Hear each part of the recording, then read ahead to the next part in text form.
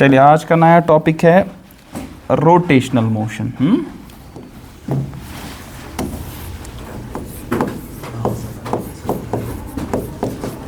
Rotational motion, ठीक है। जब रोटेशनल मोशन खत्म हो जाएगा तो सेंटर ऑफ मास और रोटेशनल मोशन के इकट्ठे प्रॉब्लम्स हो जाएगी, ठीक है। और भी प्रॉब्लम्स जो हम देखेंगे आने वाले सेशन में, ठीक है।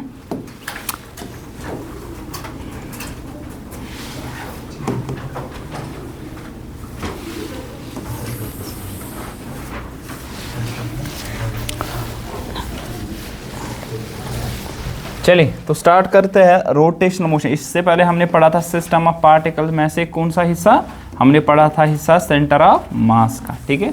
और वहाँ पे हमने देखा था कि सेंटर ऑफ मास ये वो पॉइंट है जहाँ पे एक बॉडी का मास कंसंट्रेटेड होता है। This point may be inside और आउटसाइड द बॉडी, ठीक है, लेकिन सिस्टम में ही होगा, बॉडी के अंदर भी हो सकता है, ठीक है। जस्ट लाइक कि आपके पास डिस्क्रीट सिस्टम है, आपके पास विद इन 2 बॉडीज में मत होता है, ठीक है, लेकिन आपके पास आउटसाइड 2 बॉडीज होगा कहीं ना कहीं आपके पास। इस तरह हमने देखा था कंटिन्यूअस सिस्टम के लिए और डिस्क्रीट सिस्टम के लिए। फिर मोशन ऑफ सेंटर ऑफ मास भी देखा था, ठीक है।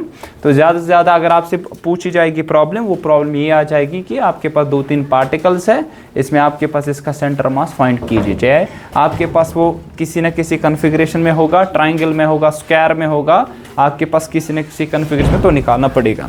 लेकिन जो सबसे ज़्यादा सवाल पूछे जाते हैं वो रोटेशनल मोशन में पूछे जाते हैं। मतलब ये दोनों जो 2 चैप्टर्स है, एक है सिस्टम पार्टिकल्स जो कि आपके पास सेंटर ऑफ मास वाला हिस्सा है, दूसरा आपके पास है रोटेशनल मोशन, ठीक है ना, रोटेशनल डायनेमिक्स हम कहेंगे।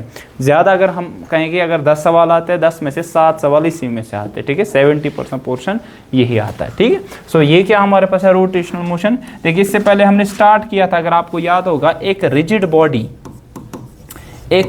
बॉडी की 2 टाइप्स की मोशन हो सकती है, अगर आपको याद होगा, ठीक है। हमने बोला था एक रिजिड बॉडी जो है 2 टाइप्स की इसकी मोशन हो सकती है, ठीक है। एक है ट्रांसलेटरी मोशन, पढ़ा था ट्रांसलेटरी मोशन, और दूसरी क्या हो सकती है हमारे पास, रोटेशनल मोशन, है ना सर, रोटेशनल मोशन।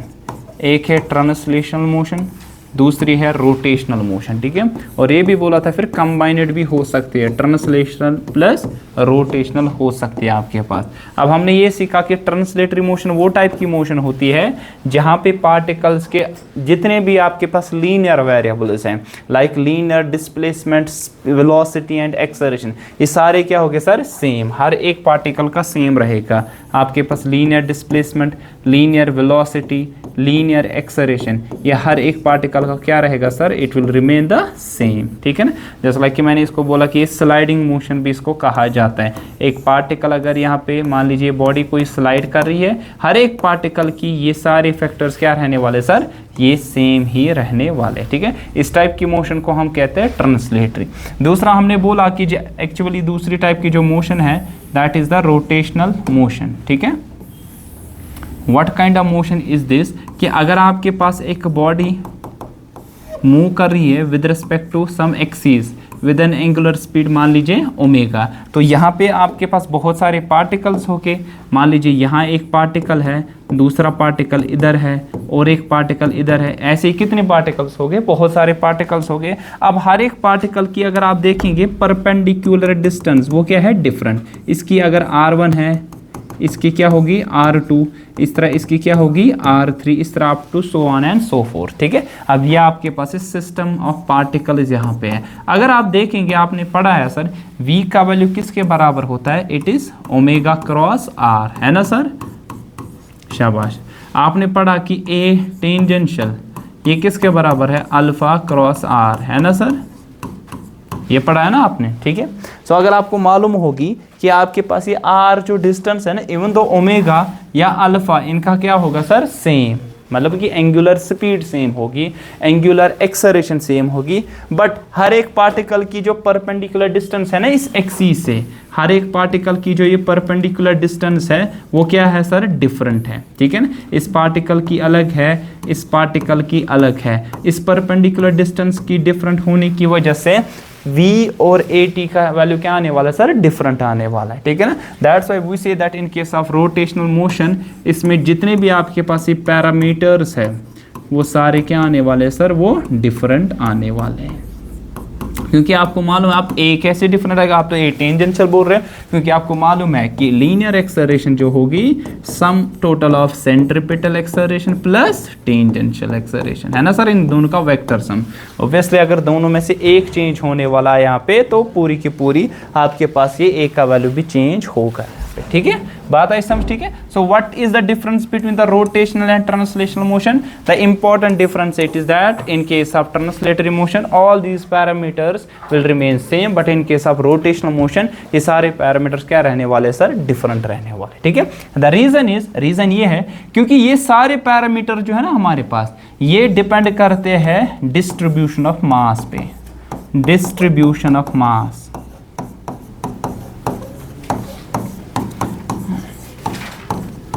ठीक है। और with respect to axis of rotation ये डिफरेंट है, यहाँ पे एक्सिस ऑफ रोटेशन के हिसाब से यहाँ पे डिफरेंट है, ठीक है। लेकिन यहाँ पे देखा जाए, यहाँ कोई रोटेशनल मोशन तो नहीं है, यहाँ पे पूरी की पूरी बॉडी या पूरा का पूरा सिस्टम आपके पास यहाँ पे स्लाइड कर रहा है, ठीक है ना। तो हर एक का आपके पास ये पैरामीटर सेम, लेकिन यहाँ डिस्ट्रीब्यूशन डिफरेंट होने की वजह से, एक्सिस के हिसाब से डिफरेंट होने की वजह से ये सारे पैरामीटर्स का वैल्यू क्या आने वाला है sir, it will remain the different, ठीक है। इस तरह आप इनका कंबाइनेड भी बता सकते हैं। एक व्हील, जिस तरह मैंने एग्जाम्पल दी थी, एक व्हील अगर आपके पास यहाँ पे मूव कर रहा है विद एंगुलर स्पीड ओमेगा, ठीक है, लेकिन आगे भी बढ़ रहा है विद लीनियर स्पीड मान लीजिए v, तो इसकी दोनों टाइप की मोशंस होती है, क्या क्या, एक रोटेशनल और आगे बढ़ रहा है तो ट्रांसलेशनल, तो स्लाइडिंग भी है और आपके पास कौन सी वाली भी है, एंगुलर वाली, मान लीजिए रोटेशनल वाली भी होगी यहाँ पे, ठीक है। तो such kind of motion is called translational plus rotational motion, इन दोनों का कंबाइनेड होगा यहाँ पे, ठीक है, बात आई समझ, क्लियर। अब यही पे हमारे पास एक इंपॉर्टेंट फैक्टर आ जाएगा, जो वहां पे आपने देखा था मास के हिसाब से, यहां पे हमारे पास है वो movement of inertia, movement of inertia, जो कि हम डिनोट करते हैं आई से। So what is this movement of inertia? देखिए, इससे पहले हमने डिस्कस किया था ट्रांसलेटरी मोशन में, जब हमने फोर्स या बाकी चीज़ों के बारे में डिस्कस किया था, वहाँ पे हमने बोला था कि inertia is nothing but it is a measure of opposition, है ना, अपोजिशन होना किसका, it is the inability of a body to change its state of rest और मोशन, है ना, पढ़ा था। और हमने बोला था कि ये इनर्शिया ट्रांसलेटरी मोशन में डिपेंड किस पे करता सर, मास, प्योरली ऑन मास, जितना वजन ज़्यादा इनर्शिया ज़्यादा। ऑब्वियसली भारी चीज़ होगी, उसको रेस्ट से मोशन में या मोशन से रेस्ट में लाने में दिक्कत आ जाएगी, लेकिन अगर आपके पास लाइटर ऑब्जेक्ट होगा तो उसको रेस्ट से मोशन या मोशन से रेस्ट आने में थोड़ी कम दिक्कत आ जाएगी, ठीक है। हम नहीं कहेंगे कि आपको फोर्स नहीं लगेगा, आपको यहाँ पे दिक्कत नहीं करनी पड़ेगी, हाँ हिंड्रेंस आएगी बट कम आ जाएगी यहाँ पे, ठीक है। तो जितना वजन ज़्यादा इनर्शिया आपके पास ज़्यादा, जितना वजन कम इनर्शिया कम, लेकिन ट्रांसलेटरी मोशन है। लेकिन मसला ये है कि मूवमेंट ऑफ इनर्शिया यहाँ पे जो रोटेशनल मोशन में है ना, इनर्शिया सिर्फ मास पे ही डिपेंड नहीं करता है, though it depends upon mass but it also depends upon the distribution of mass, mass का जो डिस्ट्रीब्यूशन है उस पे भी डिपेंड करता है, ठीक है ना। दैट रोटेशनल एनालॉग ऑफ किसका, मास का, जो कि यहाँ पे है, that we called as movement of inertia, ठीक है। so what is movement of inertia? it is nothing but it is the rotational analog of mass, मतलब कि जो वहां मास का करना था, जो वहां पे मास कर सकता था, अपोजिशन कर सकता था, यहाँ वो किसका काम है सर, इनर्शिया का काम है। कौन सा, उसको हम कहते हैं मूवमेंट ऑफ इनर्शिया, वहाँ पे भी है, लेकिन इस चीज़ को हम पर्टिकुलर नाम से बुलाते हैं, that we called as movement of inertia. Movement का मतलब यहाँ पे ये है कि रोटेशनल फैक्टर यहाँ पे आ जाएगा यहाँ पे, ठीक है। देखिए इसके लिए हम समझेंगे, मान लीजिए आपके पास बहुत सारे पार्टिकल्स है जो कि with respect to axis of rotation, मान लीजिए एक्सिस के हिसाब से ओमेगा स्पीड से मूव कर रहे हैं, ठीक है, ओमेगा स्पीड से मूव कर रहे हैं। मान लीजिए ये पार्टिकल आपके पास है एक, ये दूसरा पार्टिकल आपके पास है, इस तरह और एक पार्टिकल यहाँ पे भी है और एक पार्टिकल यहाँ पे भी इस तरह two so on and so forth, ठीक है। अब मान लीजिए इन सब की डिस्टेंस एक्सिस ऑफ रोटेशन से कुछ होगी। अब ये सारी डिस्टेंस जो आ जाएगी वो सेम आएगी कि डिफरेंट, वो डिफरेंट आने वाली। सपोज इसकी R1 अगर इसका मास M1 है, इसकी R2 अगर इसका मास M2 है, इसकी R3 मास M3, इस तरह अप टू सो ऑन। क्या लिखोगे? Rn Mn, ठीक है। अब मैंने ये डिस्क्रीट सिस्टम लिया, डिस्क्रीट आया समझ, there sharp boundary between the constituent particles, ठीक है, वरना कंटिन्यूस में ऐसा मत होता है, there summation leads to integration, ठीक है। तो ये मैंने बहुत सारे पार्टिकल्स यहाँ पे लिए, ठीक है। इन सारे पार्टिकल्स का आपके पास यहाँ पे वजन भी देख के है, ठीक है। अब मुझे बता दो इन सारे पार्टिकल्स की आपके पास काइनेटिक एनर्जी कितनी आने वाली है? Can you tell me? Half of m1 v1 square plus half of m2 v2 square plus to so on and so forth, ठीक है।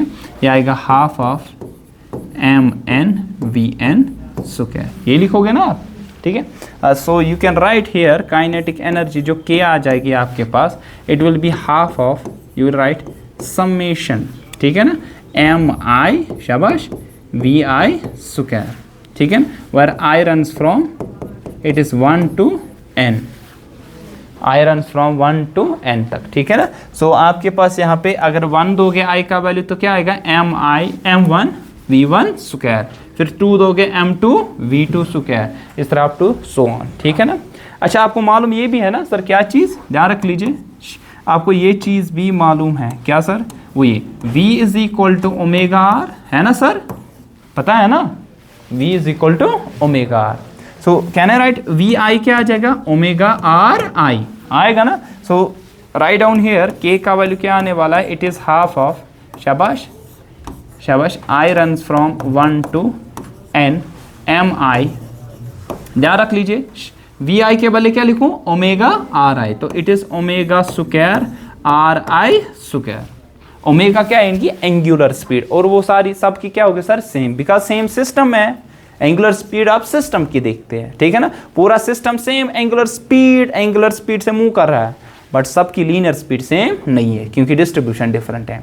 सारा आपके पास यहाँ पे एंगुलर एक्सेलरेशन सेम हो सकती है पूरे सिस्टम की, लेकिन लीनियर एक्सेलरेशन सेम नहीं होगी, डिस्ट्रीब्यूशन डिफरेंट है, ठीक है, ध्यान रख लीजिए। अब इसको मैं ऐसे लिख सकता हूँ, इट इज हाफ ऑफ, ध्यान रख लीजिए, यहाँ omega square that is the constant factor, है ना सर, ओमेगा स्क्वायर समेशन आ जाएगा, क्योंकि ये तो कांस्टेंट है ना, i 1 to n से लेकर ये आएगा एम आई, शाबाश, आर आई स्क्वायर, ठीक है ना। आई बात समझ सर? This factor, this quantity we call this as movement of inertia, ठीक है। सो ये k का वैल्यू आएगा हाफ ऑफ, शाबाश, i into omega square. This is the kinetic energy in case of rotational motion, that's why we call this as rotational, शाबाश, kinetic energy. It's like that कि translational kinetic energy किसके बराबर होते हैं बताओ? ये तो मालूम है ना, half of m v square. देखिए अब इसको कंपैरिजन कीजिए, हाफ सेम है, हाफ दोनों में सेम है। अब यहाँ था m, यहाँ पे क्या है I, वहाँ था v, यहाँ पे क्या है ओमेगा। ऑब्वियसली जब ये रोटेशनल मोशन तब आप एंगुलर स्पीड के बारे में बात करेंगे, ट्रांसलेशन में क्या करोगे? Linear speed. वहाँ पे मास था और यहाँ पे क्या होगा? मूवमेंट ऑफ इनर्शिया, ठीक है। So where you write here, where this quantity I that's equal to, शाबाश, समेशन क्या आएगा? M i r i square, जिसको हम क्या कहते हैं? Movement of inertia. जो काम वहाँ मास का है, यहाँ वो किसका है sir? Movement of inertia. Now see, ये मूवमेंट ऑफ इनर्शिया किस पे डिपेंड करता है? ये सिर्फ मास पे ही नहीं डिपेंड करता है, ये आर पे भी डिपेंड करता है। देखिए, है ना, ये आर पे भी डिपेंड करता है, मतलब ये इनकी परपेंडिकुलर डिस्टेंस कितनी है, जितना डिस्ट्रीब्यूशन ऑफ मास क्या होगा सर? ज्यादा, उतना ही मूवमेंट ऑफ इनर्शिया क्या होगा सर? ज्यादा। तो सीखा था, सपोज अगर आपके पास कोई कंपैक्ट ऑब्जेक्ट होगा, ध्यान रख लीजिए, अगर आपके पास कंपैक्ट ऑब्जेक्ट होगा, उसको मूव करना, ठीक है ना, फिर उसको रोकना, उसको मुश्किल है कि आसान के एज कंपेयर टू अगर आपके पास डिस्ट्रीब्यूशन बहुत ज़्यादा होगा, फिर वो किसी स्पीड से मूव करेगा, उसको रोकना क्या होगा सर? आसान होगा, ठीक है। अब देखिए क्यों? क्योंकि वहाँ पे और यहाँ पे डिस्ट्रीब्यूशन क्या आपके पास है? डिफरेंट। ध्यान से फिर समझिए कि अगर आपके पास ये सारा मास है ना, इसको मैं कंपैक्ट कर दूंगा, ये मूव कर रहा है, रोटेशनल मोशन इसकी कुछ है, ठीक है, मूव कर रहा है विद एंगुलर स्पीड, इसको रोकना आसान होगा। ध्यान रख लीजिए कि अगर आपके पास यहाँ पे यही पूरा मास था, मान लीजिए 10-20 kg जो भी है, अब मैंने इसको डिस्ट्रीब्यूट किया, फैलाया, ठीक है ना, अब इसको मूव करवा, आसान किसको होगा रोकना, इसको रोकना होगा आसान, है ना, और इसको थोड़ा मुश्किल होगा। क्यों? डिस्ट्रीब्यूशन क्या है, ज़्यादा, तो मूवमेंट ऑफ इनर्शिया क्या होगा, ज़्यादा, इनेबिलिटी क्या होगी सर, ज़्यादा। सो इनेबिलिटी आपके पास ज़्यादा, that we called as simply the inertia, but in case of rotational motion we call this as movement of inertia, ठीक है। तो 10 आप लिखेंगे, 10 आप क्या लिखेंगे, 10 वी राइट कि आपके पास मूवमेंट ऑफ इनर्शिया जो आपके पास है आई किसी भी सिस्टम अगर डिस्क्रीट है तो किसके बराबर आएगा, m1 r1 square plus m2 r2 square plus 2 so on mn rn square. ये है किस सिस्टम के लिए, ये है डिस्क्रीट सिस्टम के लिए, डिस्क्रीट सिस्टम के लिए, ठीक है। आपको बात है, जिस तरह इससे पहले देखा था सेंटर ऑफ मास किसके बराबर होता है, m1 r1 m2 r2, फिर से डिस्टेंस से मल्टीप्लाई करना पड़ेगा, देखिए है ना, m1 r1 square, that we called movement of this, जो आपके पास डिस्ट्रीब्यूशन वहां पे है, that we called as movement of inertia, ठीक है।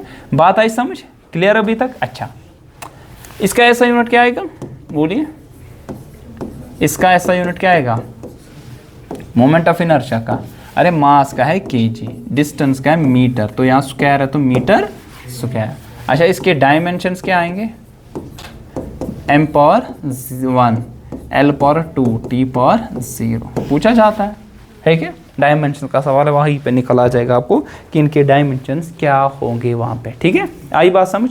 अब ध्यान रख लीजिए, अब ये था कौन सा, it was the which system, ये कौन सा सिस्टम था हमारा, डिस्क्रीट। अगर आपके पास कंटिन्यूअस सिस्टम होगा, अगर आपके पास कंटिन्यूअस सिस्टम होगा, ठीक है, there is no sharp boundary between the constituent particle, वैसे दिखे कि नहीं आपको, ठीक है। सो जिस तरह इससे पहले हमने किया था वहां पे सेंटर ऑफ मास में, तो क्या कर लेंगे, शाबाश बता दीजिए, इसमें क्या कर लेंगे, क्या करते थे, शाबाश,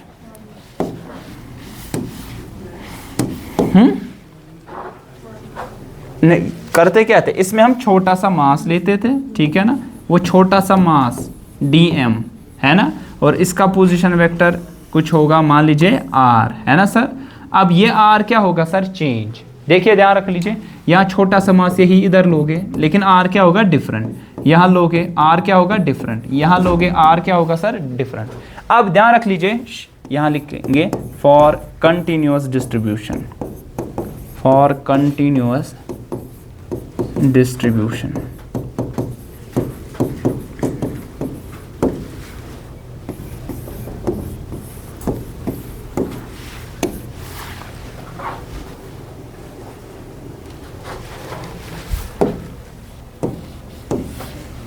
चलिए कंटिन्यूअस डिस्ट्रीब्यूशन आप क्या बता देंगे, शाबाश, मूवमेंट ऑफ इनर्शिया जो कि आई किसके बराबर आएंगे, summation I runs from 1 to n m, शाबाश, ये अब आपके पास क्या आ जाएगा, छोटा सा मास dm, और यहाँ पे क्या होगा r dm, लेकिन ऐसे ऐसे r dm वालों को क्या करना पड़ेगा, ऐड, लेकिन ये सारा क्या है सर, कंटिन्यूअस, लेकिन आपको मालूम है कंटिन्यूअस सिस्टम के लिए this summation leads to integration, so it will be integration r dm, ठीक है ना, और इंटीग्रेशन के फिर लिमिट्स वहां पे आ जाएंगे। So for continuous distribution how you can find the centre of mass, sorry this movement of inertia, you find the movement of inertia using integration, ठीक है। और वहां पे हम क्या करते थे सर, समेशन, ठीक है, summation here leads to sir क्या, इंटीग्रेशन, बिकॉज आप यहाँ कंटिन्यूअस चीजों को ऐड करते जा रहे हैं, ठीक है। सो वही बराबर जो वहां पे सेंटर ऑफ मास में देखा था तरीका, यहीं पे भी वही तरीका है। कुछ बॉडीज का आपने रखा था सेंटर ऑफ मास याद, लेकिन यहाँ थोड़ी ज्यादा बॉडीज का आपको मूवमेंट ऑफ इनर्शिया के वैल्यू रिमेंबर करने पड़ेंगे, ठीक है। वो सारे मूवमेंट ऑफ इनर्शिया के वैल्यूज क्या क्या है वो हम अभी देखेंगे, तो लेकिन उसके लिए हमारे पास 2 थ्योरम से पहले पढ़नी पड़ेगी, फिर उसके अकॉर्डिंगली आप वहाँ पे मूवमेंट ऑफ इनर्शिया बाकी चीज़ों की वजह से फाइंड कर सकते हैं। देखिए वहाँ पे क्या होता है, देखिए आपको बोला जाएगा एक रॉड है, इसका मूवमेंट ऑफ इनर्शिया अगर सिर्फ सेंटर ऑफ मास पे आपको मालूम होगा ना, अब बाकी एक्सिस पे निकाल सकते हैं।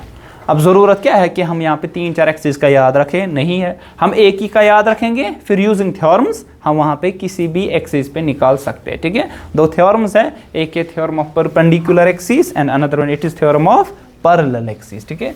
सो 2 थ्योरम्स को यहाँ डिस्कस कर लेंगे।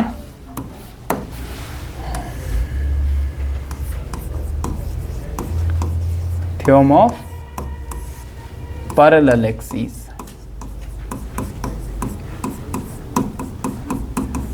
शाबाश। सो बता दीजिए क्या है थ्योरम ऑफ पैरेलल एक्सिस।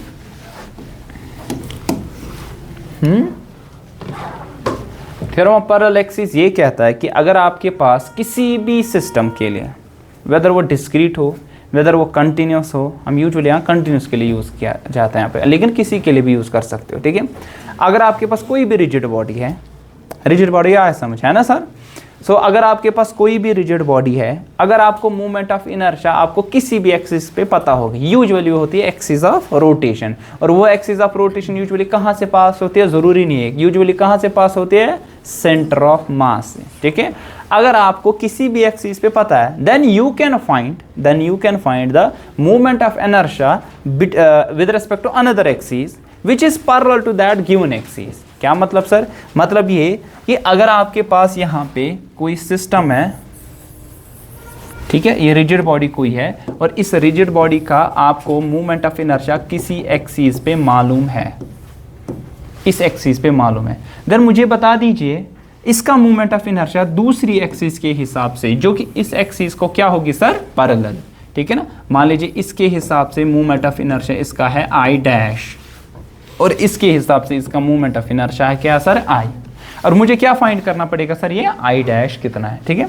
सो मान लीजिए ये आपके पास जो है इसका मास कुछ m होगा कि नहीं, और मान लीजिए ये इसका सेंटर ऑफ मास है, ज़रूरी नहीं है सेंटर ऑफ मास है आपको एक्सिस फिर उसी के हिसाब से फाइंड करना पड़ेगा, नहीं, लेकिन यूजुअली एक्सिस ऑफ रोटेशन जो होती है ना, वो कहाँ से पास होती है सर, एक्सिस ऑफ रोटेशन पास होती है सेंटर ऑफ मास से, एक्सिस ऑफ रोटेशन, लेकिन ज़रूरी नहीं है हम किसी और एक्सिस पे भी बॉडी को रोटेट करते हैं, ठीक है।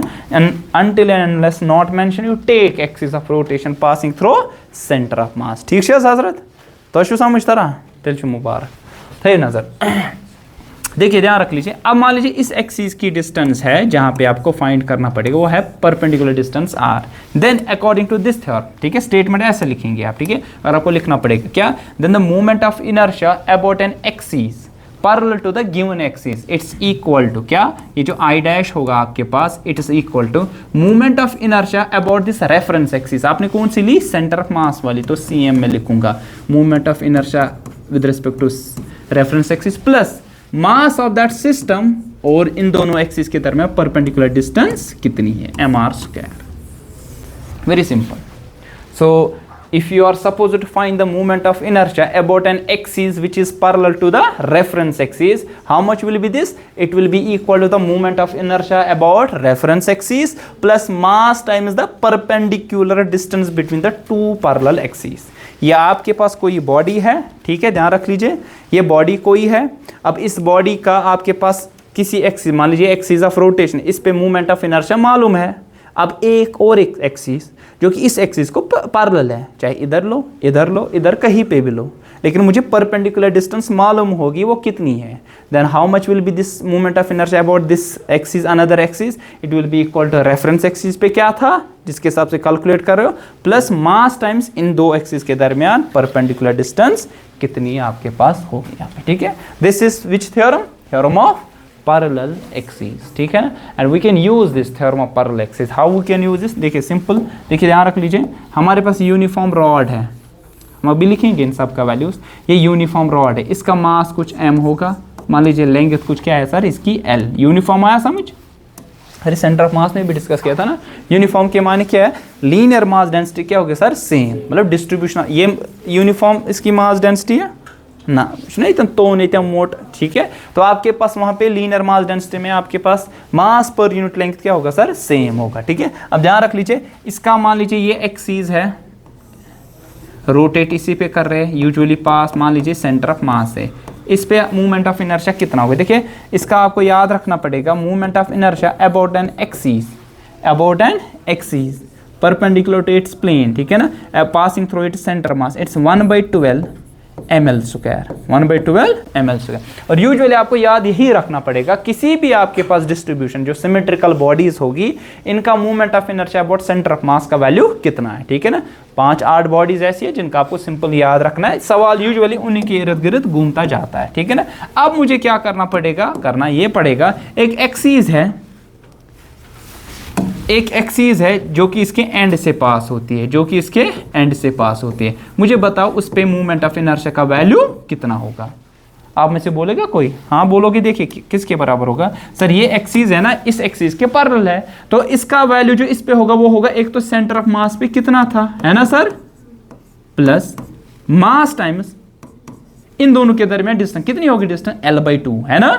अरे अगर टोटल L है, यहां से यहां तक कितनी होगी बताओ, या इसना कौन स्तंभ L/2, तो लिखोगे यहाँ L/2 का लेकिन क्या सर, स्क्वायर, ठीक है। तो what was this, 1/12 ml square, ये आपको याद है, और यह आएगा 1/4 ml स्क्वायर आएगा ना। इसको अगर 12 निकलेगा एलसीएम, 12 3 + 1 = 4, तो यहाँ पे 4 3 8, तो यह आएगा 1/3 ml स्क्वायर। वो मच याद था उन्हें, इंसान 5 सेकंड में निकालेगा, ठीक है ना, लेकिन जब आपको आदत होगी फिर आपको याद भी रहेगा ये अबाउट सम एंड, ठीक है, क्या होगा, ठीक है।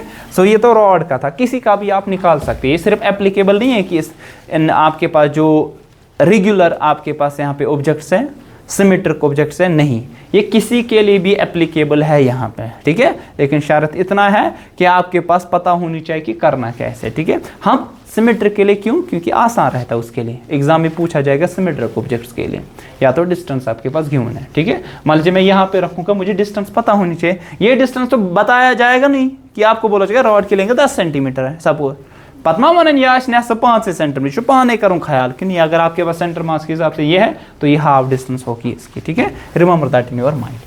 And the second theorem is theorem of कौन सी, perpendicular axis, theorem of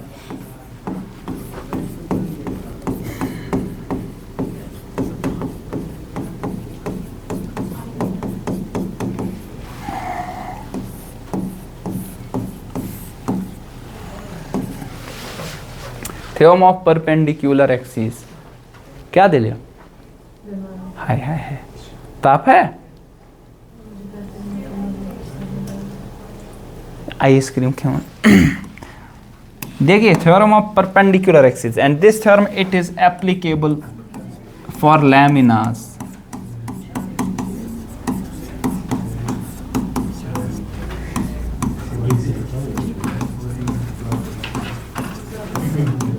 O ध्यान रख लीजिए, मैंने तो खत्म नहीं किया ना, क्या, हाँ हाँ मूत कसं बसा बस शाह होता,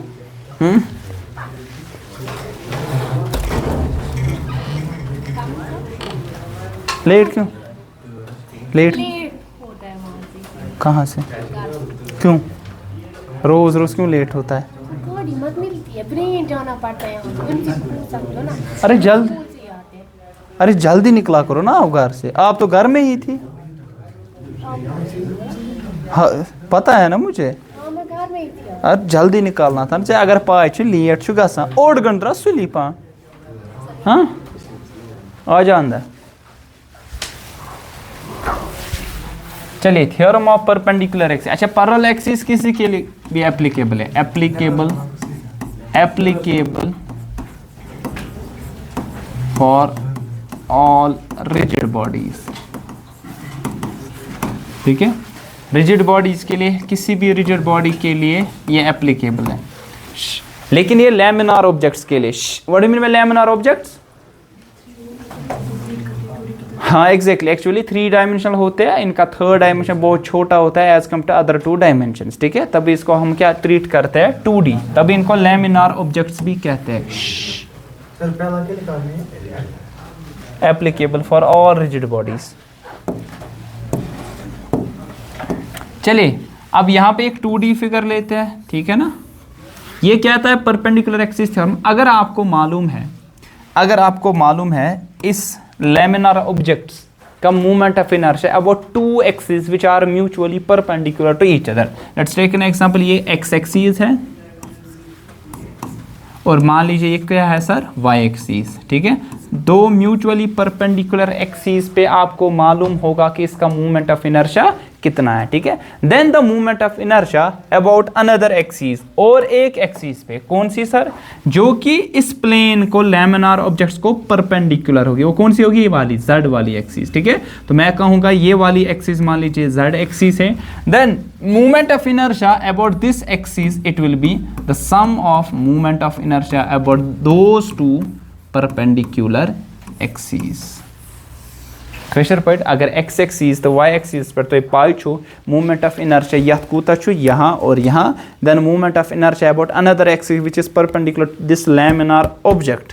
ठीक है ना, सो वो क्या होगा, इन दो एक्सिस पे जो था उनका समेशन आपको लेना पड़ेगा। ठीक है, आई बात समझ, हाँ बोलो। ठीक है, सपोज फॉर एग्जाम्पल ध्यान रख लीजिए, अगर आपके पास यहाँ पे है रेक्टेंगुलर लैमिना, ध्यान रख लीजिए ये है रेक्टेंगुलर लैमिना, मतलब क्या गोश्त आता से लेंथ बे क्या से ब्रेड्थ। अगर मैंने यूनिफॉर्म रॉड ली ना वहां पे, uniform rod it is breadthless length, मतलब कि बुचुस एम्सन्स ब्रेडथ करान एज्यूम किए नेग्लेजिबल है, इसकी सिर्फ मैंने यहाँ लेंथ लिखी। अगर मैं लिख रहा हूँ यहाँ पे लैमिनार आपके पास, तो इसका लेंथ भी होगा और क्या होगी सर, ब्रेडथ भी होगी इसकी। ठीक है, टेक एन एग्जांपल, इसकी लेंथ मान लीजिए ए है और इसकी ब्रेडथ मान लीजिए कितनी है सर, बी है। सो मान लीजिए इस एक्सिस पे ध्यान रख लीजिए, ये एक एक्सिस है,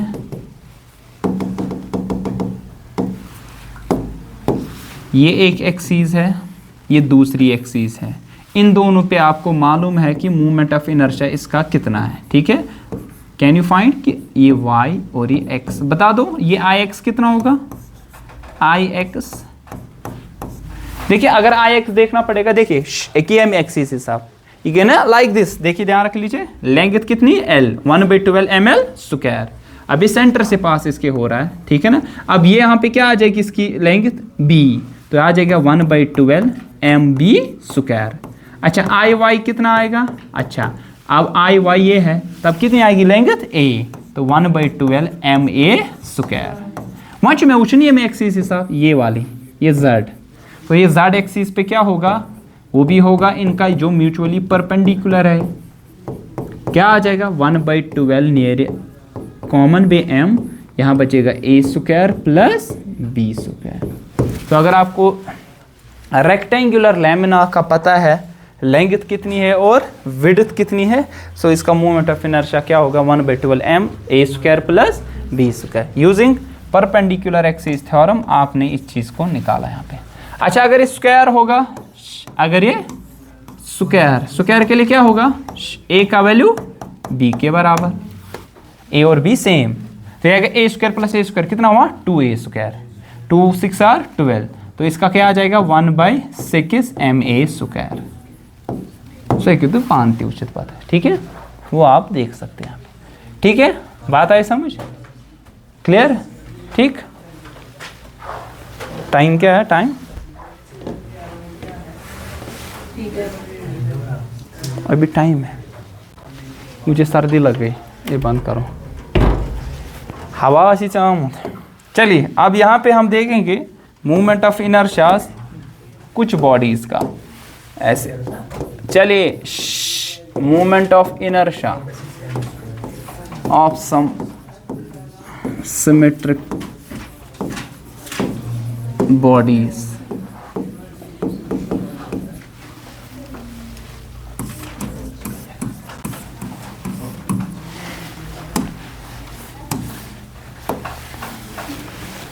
तो कैसे हम यहाँ पे फाइंड कर लेंगे मूवमेंट ऑफ इनर्शिया, बहुत कुछ का तो आपको रिमेंबर करना पड़ेगा, लेकिन अकॉर्डिंगली फिर यूजिंग दोज टू थ्योरम्स आप निकाल सकते हैं। ठीक है ना, वो क्या क्या है ध्यान रख लीजिए। पहला ही अगर एक तो रॉड का बता दिया है ना, दूसरा क्या था लैमिना का बता दिया, तीसरा मान लीजिए आपके पास यहाँ पे स्फीयर, स्फीयर आपके पास है, तो स्फीयर के माने क्या है 3 डायमेंशनल ऑब्जेक्ट है ना सर। स्फीयर आपके पास एक 3 डायमेंशनल ऑब्जेक्ट है।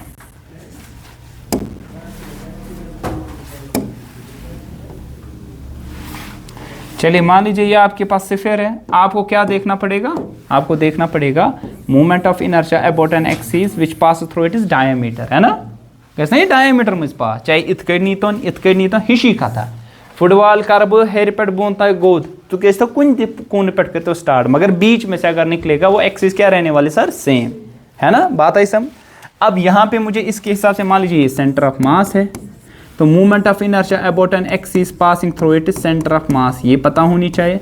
वो किसके बराबर होता है, रिमेंबर इट इज 2/5 mr², ठीक है, wire m is it is mass, r is it is radius, r इसका रेडियस होगा, ठीक है, m इसका मास है, ठीक है, ठीक। अब मैं क्या करूंगा, movement of inertia about an axis which passes through it's and, मतलब कि टेंजेंशियल होगा ये वाली एक्सिस, इस पे मूवमेंट ऑफ इनर्शिया कितना होगा एंड पे, मतलब ये होगा टेंजेंट टू दिस स्फीयर, ये कितना होगा बता सकता है कोई, it will be equal to centre of mass पे कितना होगा, है ना सर, प्लस मास टाइम्स इनके दरमियान डिस्टेंस, दैट इज r², क्योंकि वो डिस्टेंस कितनी होगी, रेडियस के बराबर होगी ना, होगी कि नहीं, यहां से यहां तक कितनी डिस्टेंस होगी, r।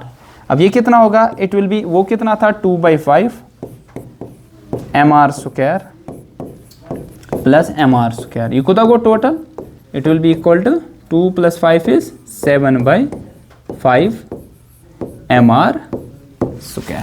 So it is moment of inertia about an axis which is tangent to the sphere. ये पास होता है डायमीटर से, डायमीटर से पास होगा, ठीक है, वो आप फाइंड कर सकते हैं। इसी तरह हमारे पास हो सकता है, शाबाश, हेमिस्फीयर होगा ना, हेमिस्फीयर,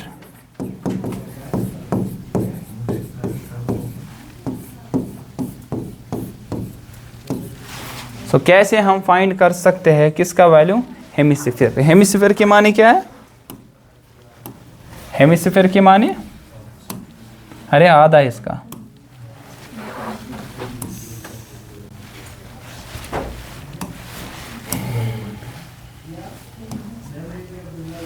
चलिए ये आपके पास हेमिस्फीयर है, तो इसका कुछ मास होगा, इसका कुछ रेडियस होगा, तो ये इसका सेंटर है, ये इसका रेडियस है, ठीक है, ये उसका कुछ मास है।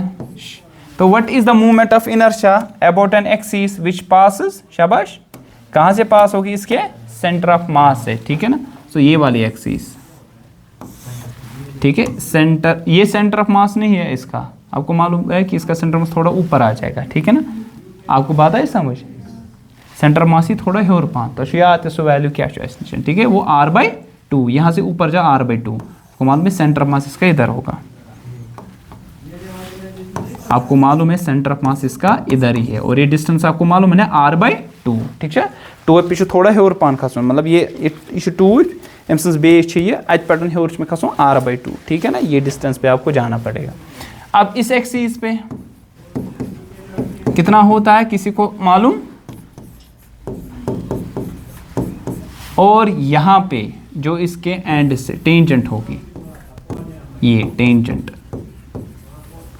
इस एंड पर आई अबाउट दिस, इसको मैं रखूंगा I डैश, ये I डैश, वन सा ये कुछ हो वन सा है साहब जी छे पोर मुझे, हाँ स्कूल स्कूल नहीं पढ़ा, कैम पोरमुत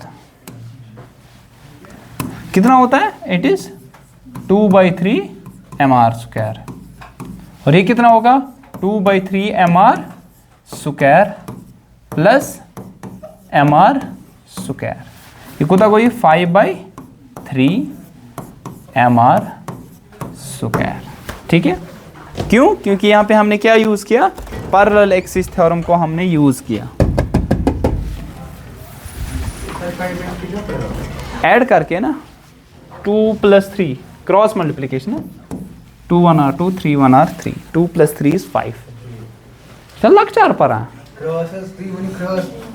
अतः वन मे वन शूर सिंह पर ये तारी फिक्र 2/5 2/3 और प्लस ये आ जाएगा, टोटल आ जाएगा 5/3 mr²। ठीक है, ऐसी बहुत सारे ऑब्जेक्ट्स हैं जिनका मूवमेंट ऑफ इनर्शिया